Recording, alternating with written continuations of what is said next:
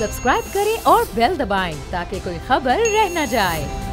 फिर उसके बाद चेयरमैन साहब, असल में इशू वही है जो अभी सेनेटर साहब ने जिस अंदाज से ट्रेजरी बेंचेस को धमकी दे के मुखातिब किया कि हम आएंगे तो फिर करप्शन की ज़रूरत नहीं है, मतलब आपके ऊपर इंतकामी कार्रवाई की जाएगी।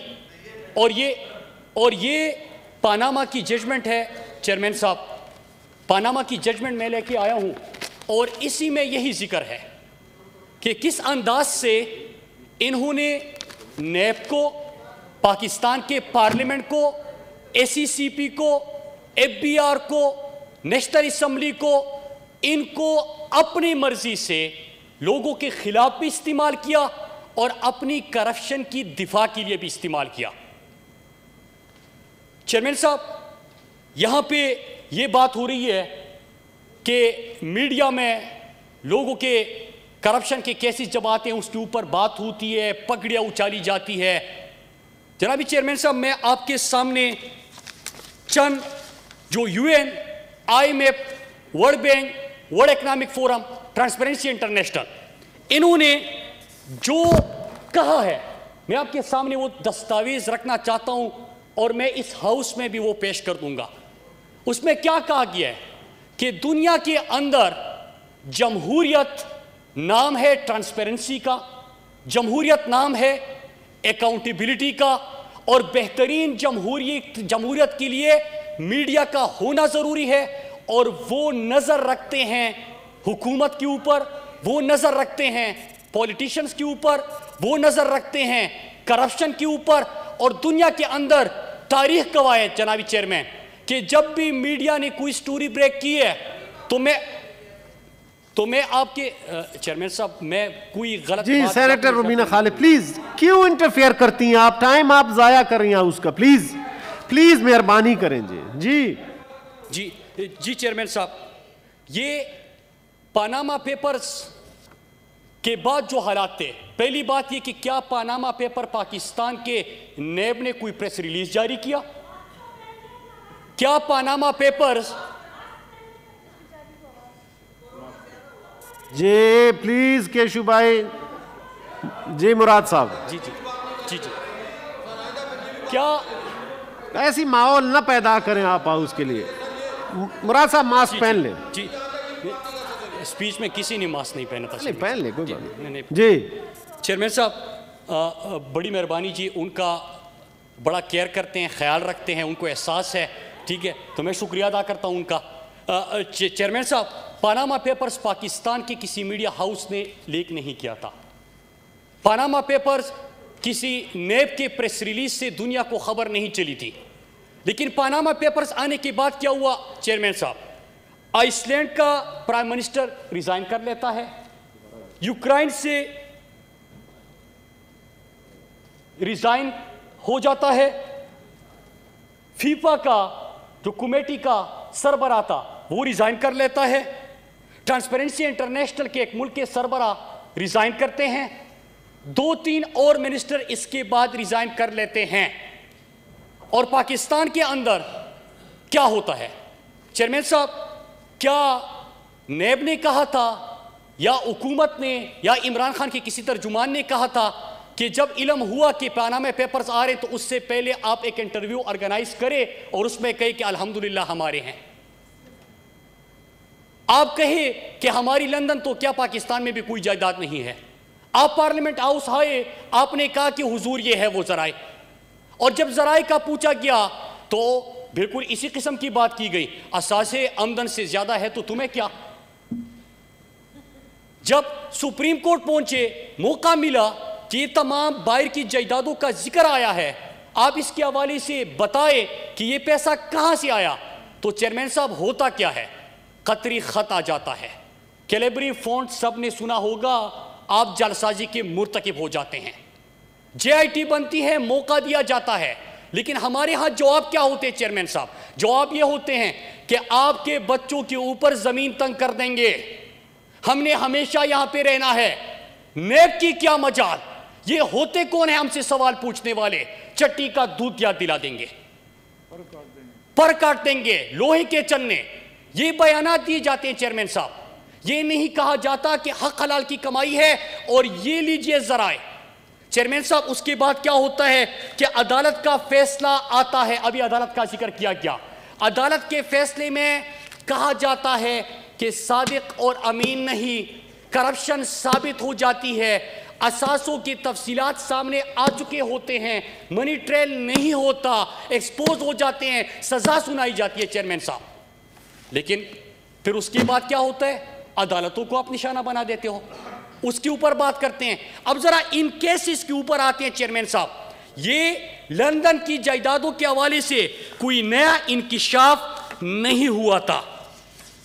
इसके ऊपर बीबीसी की डॉक्यूमेंट्री बन चुकी है, इसके ऊपर न्यूयॉर्क टाइम्स में आर्टिकल्स आ चुके हैं, from Pakistan to Park Lane via Panama, इसके डॉक्यूमेंट्रीज आ चुकी है। लेकिन चेयरमैन साहब मैं सवाल करता हूं, सवाल यह है कि अगर यह खबर गलत थी तो दुनिया के अंदर तो बेहतरीन कानून मौजूद है, आपने उनको सू क्यों नहीं किया?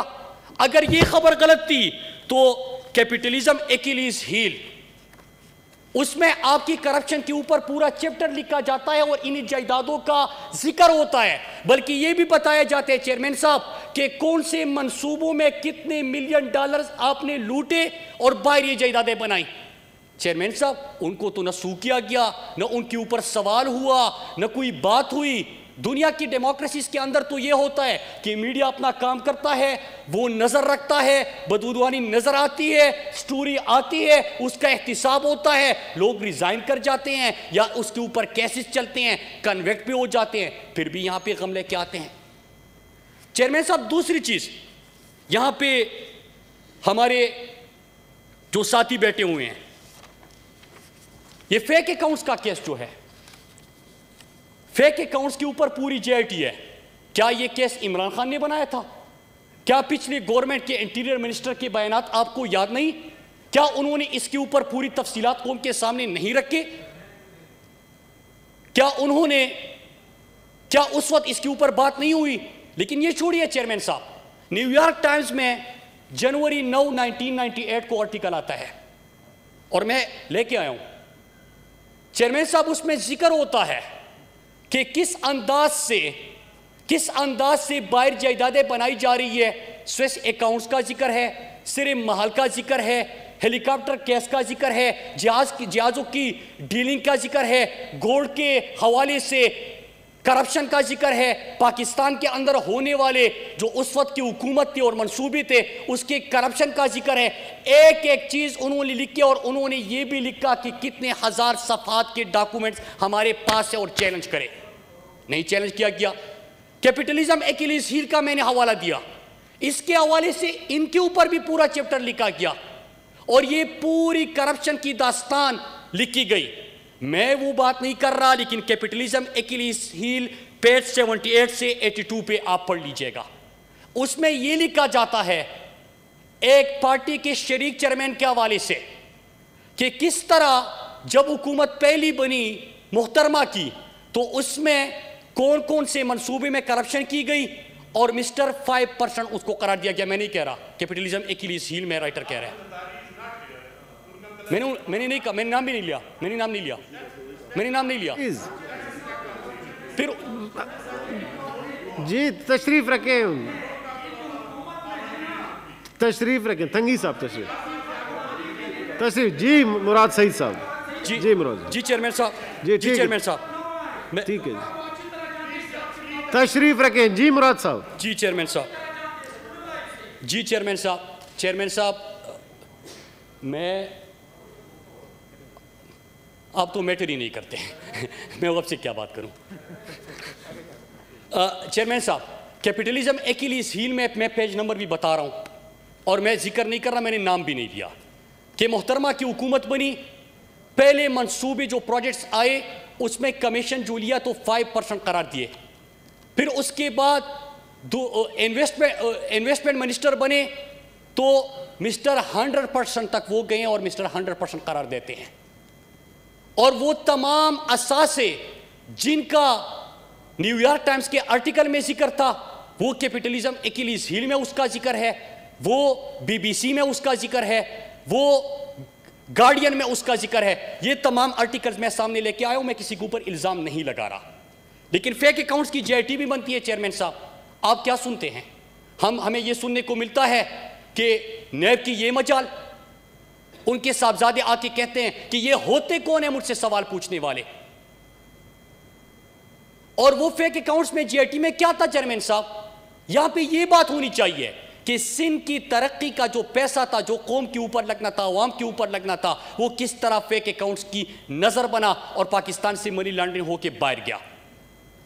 चेयरमैन साहब, फिर उसके बाद एक और जुमात के रुकन ने यहां पे जिक्र किया और उन्होंने बात की कि हमारे ऊपर भी इल्जाम लगाए जा रहे हैं। मैं थोड़ी सी तफसीलात आपके सामने रखूंगा और अगर इनको इससे शिकायत हो या कह रहे कि ये गलत है तो इसके ऊपर हम प्रेस कॉन्फ्रेंस भी कर चुके हैं।